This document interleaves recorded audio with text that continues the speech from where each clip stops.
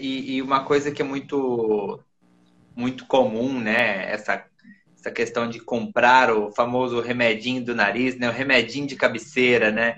Ah, a gente ainda nem entrou naquele ponto que ele vicia, né? E tem, acho que, muito mais efeito adverso do que aquele alívio imediato ali, né? Para o entupimento. Vamos fazer uma analogia, que foi até interessante você ter entrado nesse ponto.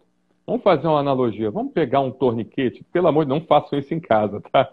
Mas vamos imaginar, pegar um torniquete e colocar no braço, deixar um tempo ali, alguns segundos ali, e depois retirar o torniquete. Quando vocês vão fazer, por exemplo, aquele exame de sangue, né, que a gente colhe um pouquinho de sangue, quando a gente retira o torniquete, o nosso membro, o nosso braço, não fica muito mais vermelho? Então, isso é um fenômeno chamado vasodilatação reativa. O organismo ele tenta compensar o tempo que ele ficou contraído, que o vaso ficou contraído, ele tenta compensar com uma vasodilatação, dilatando os vasos duas, três, quatro vezes mais daquilo que ele foi contraído. A mesma coisa acontece com o nariz, tá? O nariz da gente, a gente quando usa esses remédios, entre aspas, perigosamente chamados milagrosos, eles fazem a chamada vasoconstricção.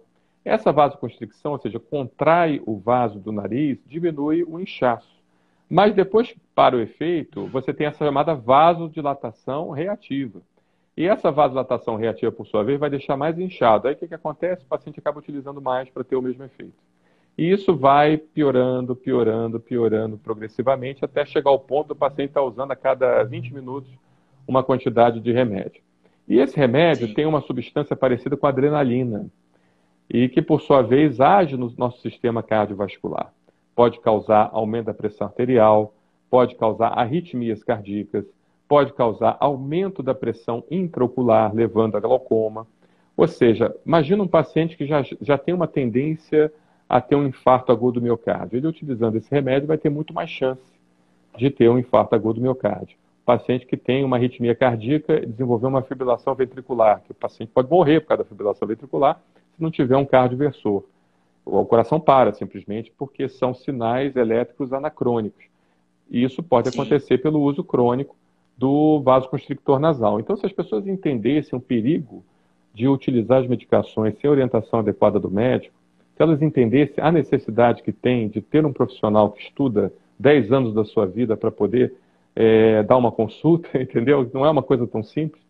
Elas certamente não tomariam as medicações assim por conta própria. E eu, no meu ponto de vista, eu até acredito que a Anvisa, ela deveria colocar esse tipo de medicação com receita controlada. É o meu ponto de vista, entendeu?